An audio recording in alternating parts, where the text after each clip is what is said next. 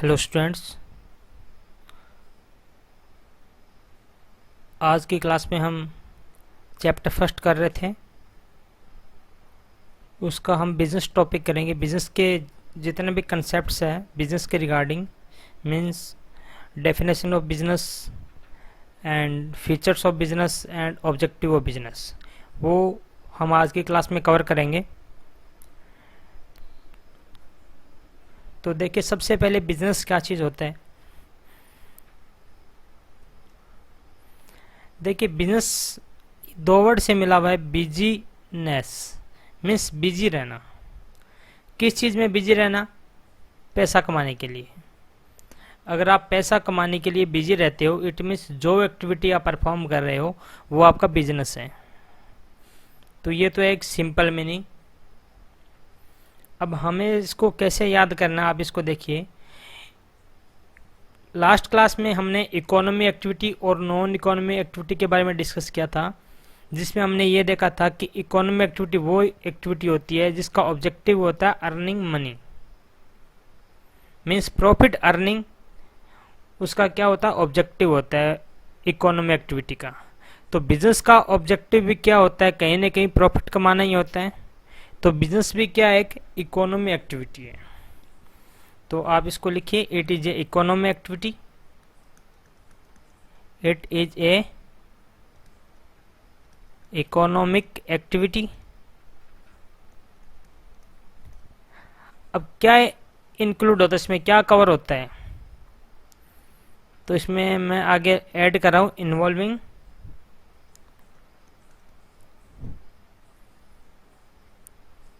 The production and sale of goods and service. Production या sale of goods and service. आप goods या service की कोई production करते हो या सेल करते हो, ये हमारा बिजनेस में कवर होता है।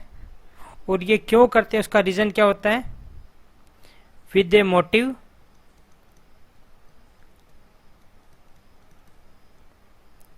ऑफ अर्निंग प्रॉफिट,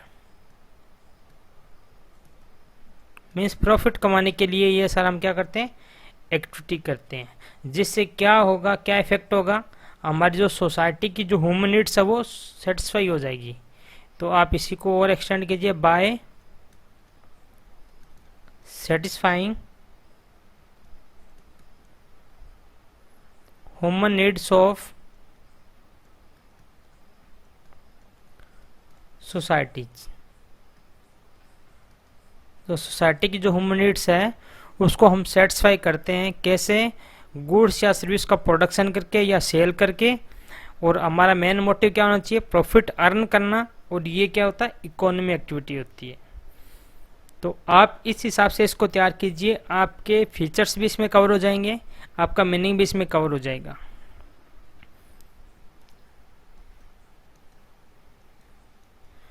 तो ये है economy activity, production and sale of goods and service, and with the motive of earning profit by satisfy human needs of society. Okay, तो ये हो गया आपका बिजनेस का मीनिंग। अब हम कर रहे हैं बिजनेस के नेचर्स, फीचर्स, उसकी कैरेक्टरिस्टिक्स, मीन्स बिजनेस क्या होता है। तो आप लिखिए नेचर ऑफ बिजनेस। आप उसको फीचर्स भी बोल सकते हो, कैरेक्टरिस्टिक्स भी बोल सकते हो।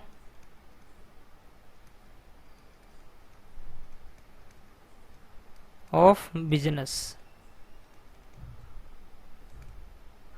मीन्स आपको ये बताना है कि बिजनेस किस टाइप का होता है। तो अभी हमने जैसे मीनिंग किया था, तो कुछ फीचर्स इसी मीनिंग से ही आपको कवर हो रहे हैं। तो स्मार्ट काम कीजिए, हार्ड वर्क आपको नहीं करना, स्मार्टली आपको वर्क करना है, क्योंकि बिजनेस स्मार्ट वर्क है। अगर आप कंपटीशन की रेस में अपने बिजनेस को आगे ले जाना चाहते हैं तो आपको कुछ स्मार्टली वर्क करना पड़ेगा। वही बात हमारी स्टडी में भी लागू होता है कि अगर आपको कुछ अच्छे नंबर लेने हैं या अच्छा अपना नॉलेज गेन करना है तो आपको कुछ स्मार्टली वर्क करना पड़ेगा, रटना नहीं पड़ेगा आपको। तो देखिए बिजनेस का नेचर क्या है। तो पहले हमने पढ़ा था अभी just, business is a economy activity हमने पढ़ा था, तो वो यहाँ पे लिख लीजिए, business is a economic activities. अब ये इकोनॉमिक एक्टिविटी कैसे है, इसको हमें क्या करना है, डिफाइन करना है। तो अब आप देखिए इकोनॉमिक एक्टिविटी कौन सी होती है, economic activity with the objective of earning money या लाइवलीहुड लिख सकते हो। तो बिजनेस भी क्या हो जाएगा, एक इकोनॉमिक एक्टिविटी हो जाएगा। तो ये आपको समझ में आनी चाहिए, क्योंकि कई बार केस स्टडी आती है, आपको पुट किया जाएगा कि बिजनेस इकोनॉमिक एक्टिविटी कैसे हैं, आप उसको एक्सप्लेन कीजिए। तो उस टाइम आपको इकोनॉमिक एक्टिविटी का मीनिंग पता होना चाहिए, तभी हम उसको बिजनेस से कोरिलेट करेंगे। तो अब इसको देखिए क्या लिखना है, business is considered to be a economic activity, business is considered to be an economic activity. क्यों, because it is undertaken with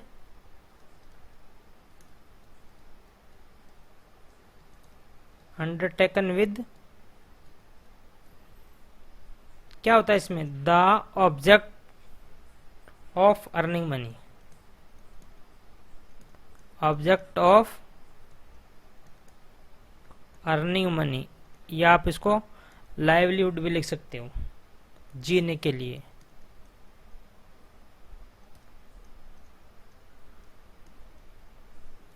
okay, तो ये आपका हो गया बिजनेस इकोनॉमिक एक्टिविटी कैसे हैं।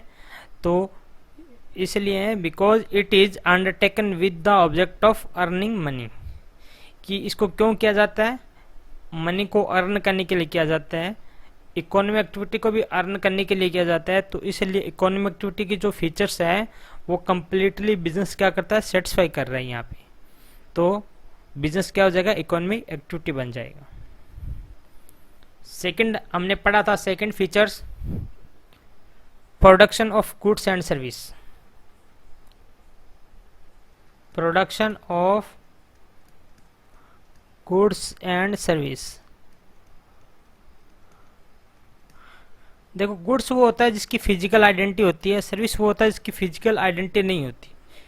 जैसे हम रेस्टोरेंट में खाना खाने जाते हैं तो जो फूड ऑफर किया जाता है वो हमारा गुड्स में कवर होता है, और ठीक है वो कैसे बिहेव करता है ये सारी चीज़ें। तो production of goods and service लिखिए, देयर मस्ट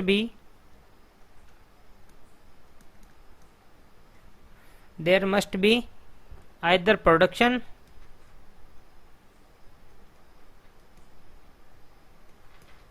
या तो आप गुड्स और सर्विस का प्रोडक्शन करते हो या फिर क्या करते हो, परचेज करते हो, और परचेज बाय बिजनेस एंटरप्राइज। या तो आप प्रोडक्शन करते हो या फिर क्या करते हो, गुड्स को परचेज करते हो। प्रोडक्शन हमारा हो जाएगा मैन्युफैक्चरर में कवर, मैन्युफैक्चरर, और परचेज करते हो तो आपको बोलेंगे ट्रेडर। अगर आप गुड्स या सर्विस का प्रोडक्शन करते हो तो हम बोलेंगे मैन्युफैक्चरर, और अगर आप परचेज करके उसको आगे सेल करते हो तो हम उसको बोलेंगे ट्रेडर। ठीक है, तो ये हमारी सेकंड फीचर होगी बिजनेस की। ऊपर हमने पढ़ा था production and sale of goods and service, तो आप थर्ड जो फीचर है वो सेल के लिख दीजिए। मीनिंग ऐसा स्ट्रांगली तैयार कीजिए कि आपके फीचर भी उसमें कवर हो जाए। Sale of goods and service, हमें एक पॉइंट नहीं बनाना, हमें अलग अलग पॉइंट बनाना है। Sale of goods and service, तो इसमें भी लिख दीजिए कि देयर शुड बी सेल और exchange of goods and service, there should B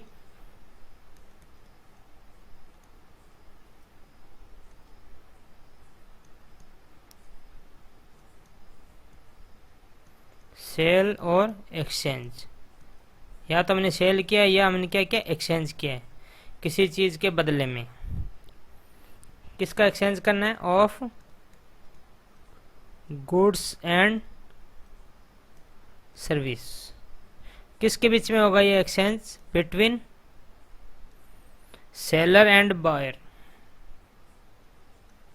seller and buyer.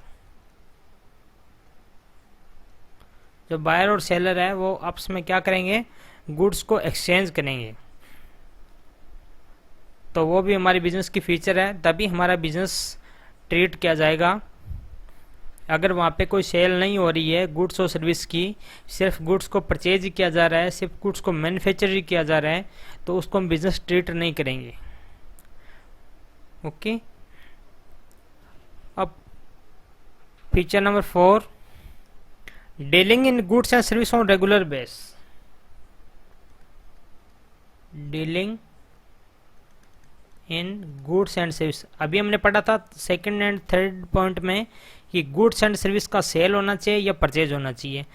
तो अब क्या होना चाहिए, dealing in goods and service on regular base. Regular base, regular base को इंपॉर्टेंट मार्क कर लो।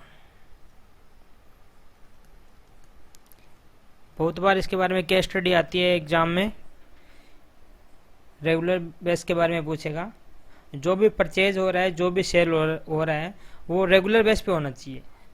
मीन्स ये कह रहा है कि अगर किसी भी ईयर हमारी एक ट्रांजैक्शन हो गई नॉर्मली, तो वो हमारा बिजनेस में कवर नहीं हो पाएगा, क्योंकि ये रेगुलर बेस पे होना चाहिए। फॉर एग्जांपल की बात करता हूँ मैं, जैसे फॉर आपके पास बाइक है या स्कूटी है, आपने क्या कर दिया, उसको बेच दिया।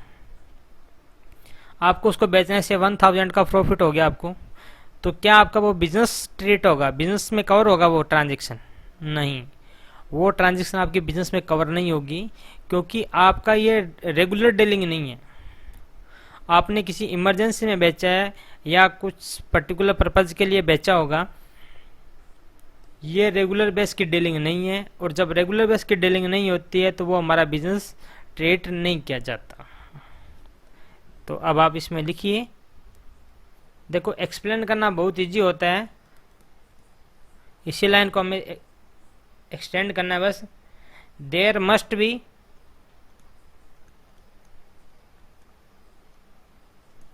Dealing on regular base.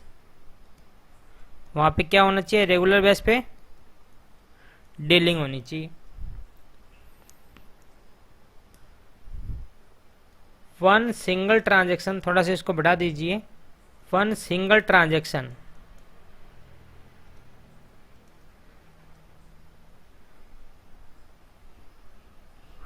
Does not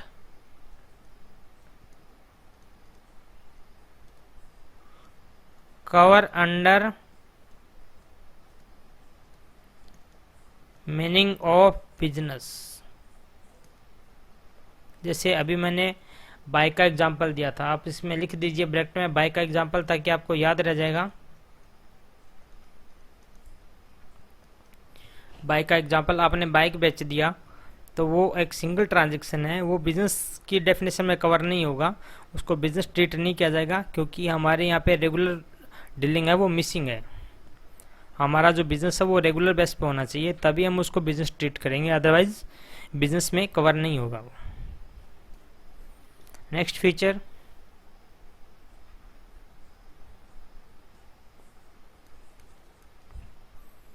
profit earning. ये भी हमने पढ़ा था ऊपर मीनिंग में, प्रॉफिट अर्निंग।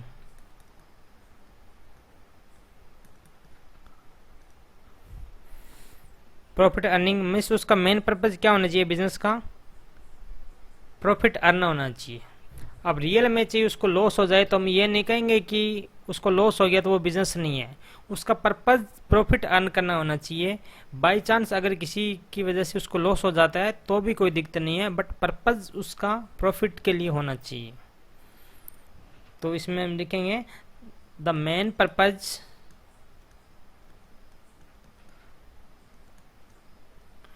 ऑफ बिजनेस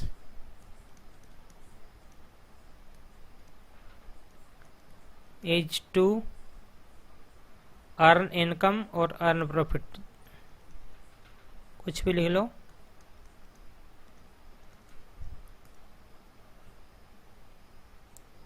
क्योंकि प्रॉफिट किस लिए जरूरत होती है हमारे को? प्रॉफिट होती है हमारे को ग्रोथ के लिए और सर्वाइवल के लिए।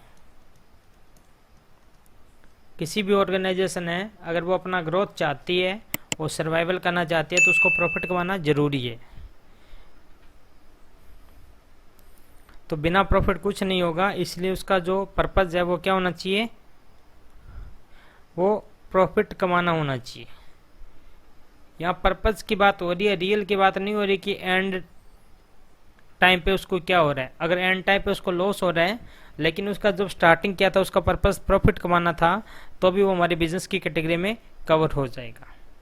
अब आप कहोगे कि ऐसा कौन सा बिजनेस होता है जिसका जो मोटिव होता है वो प्रॉफिट कमाना नहीं होता? होता है बहुत सारे बिजनेस, जैसे फॉर एग्जाम्पल की बात करते हैं चैरिटेबल ट्रस्ट।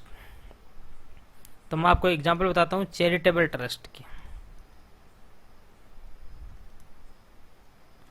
आपने देखा होगा ना, चैरिटेबल ट्रस्ट होते हैं, ये धर्मशाला वगैरह, बहुत सारे ऐसे हॉस्पिटल वगैरह चलाते हैं, जिसका मेन पर्पज होता है वो पब्लिक की सेवा करना होता है, पैसा कमाना नहीं होता है इनका मेन पर्पज।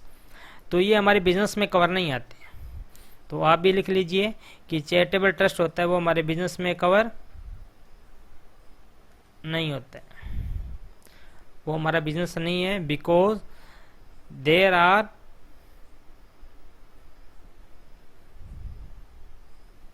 No profit. तो ओके स्टूडेंट्स, ये समझ में आ गया हमारा फिफ्थ फीचर कि उसका पर्पज प्रॉफिट कमाना होना चाहिए। रियल में उसको प्रॉफिट हो रहा है लॉस हो रहा है कोई मैटर नहीं है। Feature number 6, uncertainty of return.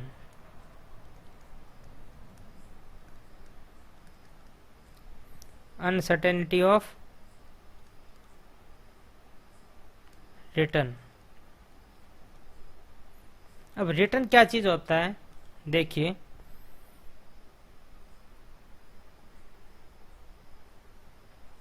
Return होता है amount of money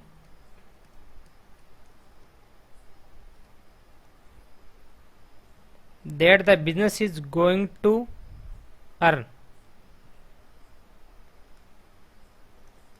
that the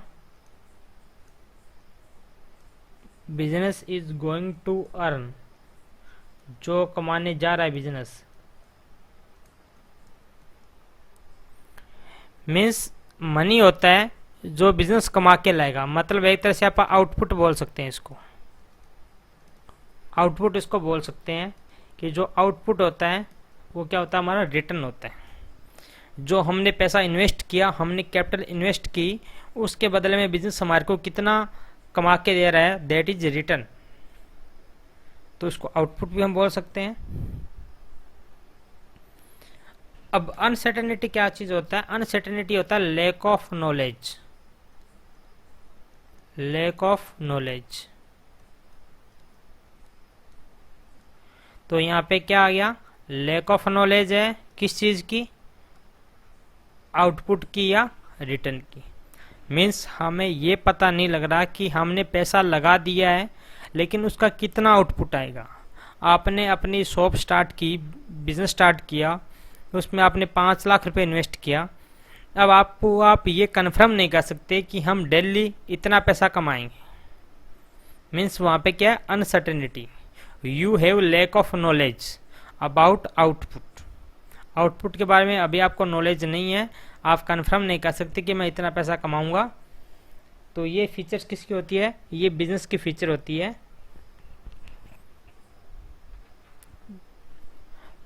तो आप इसको लिख लीजिए, in business there are lack of knowledge about return. और रिटर्न को एक्सप्लेन करना तो एक्सप्लेन कर दीजिए कि रिटर्न होता है वो अमाउंट ऑफ मनी होता है। कौन से वाली? जो business is going to earn, जो बिजनेस कमाने जा रहा है। और अल्टीमेटली अगर आप समझो तो जो हमने पैसा लगाया उसके बदले में जो कुछ बिजनेस हमारे को कमा के देगा वो रिटर्न होता है। ऐसा क्यों होता है? because there is always a possibility of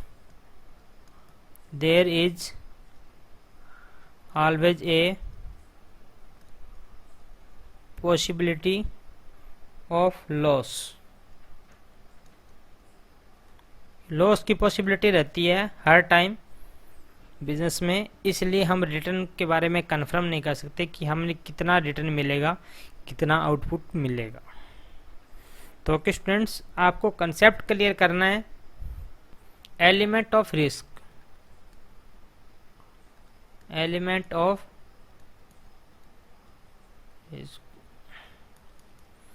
अब देखिए ये कहा जाता है कि अगर आपको अच्छा पैसा कमाना है तो रिस्क लेना पड़ेगा।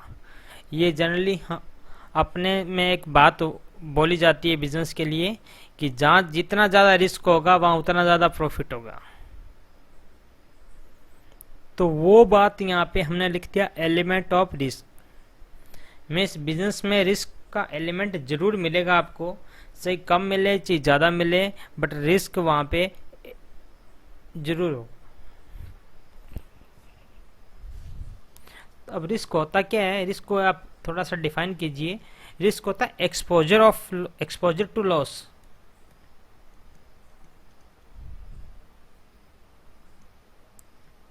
एक्सपोजर टू लॉस ये होता है रिस्क, ठीक है ना। कोई भी बिजनेस है वो बिना रिस्क के नहीं हो सकता। और ये बताओ फेवरेबल होता है कि अनफेवरेबल होता है? रिस्क अनफेवरेबल होता है। अनफेवरेबल रीजन की वजह से होता है ये, क्योंकि अगर ये फेवरेबल होगा तो फिर हम उसको रिस्क नहीं बोलेंगे, हम उसको अपॉर्चुनिटी बोलेंगे। ये क्यों होता है? ड्यू टू, आप इसको लिख लीजिए, due to unfavourable event. Unfavourable event की वजह से होता है। बहुत सारे एग्जांपल है, हम इसको डिटेल डिस्कस करेंगे नेक्स्ट क्लास में। तो आप एक तो एक एक्सप्लेन कर दीजिए और एक ये लिख दीजिए कि no business can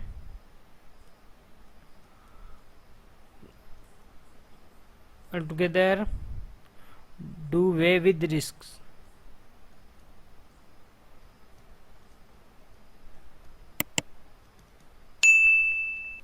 means ultimately यही कह रहा है क्वेश्चन कि रिस्क के बिना कोई बिजनेस नहीं हो सकता है। किसी में रिस्क कम होता है, किसी में रिस्क ज़्यादा होता है, बट रिस्क जरूर होता है, क्योंकि हम फ्यूचर के लिए अपना काम कर रहे हैं और फ्यूचर हमेशा अनसर्टेन होता है।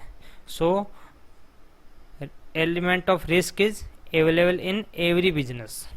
तो ओके स्टूडेंट्स, ये हमारा बिजनेस की फीचर्स हो चुकी है, बिजनेस का हमारा मीनिंग हो चुका है। हमने मीनिंग उसको पढ़ा, उसी मीनिंग की हमने 4-5 फीचर बना दी थी।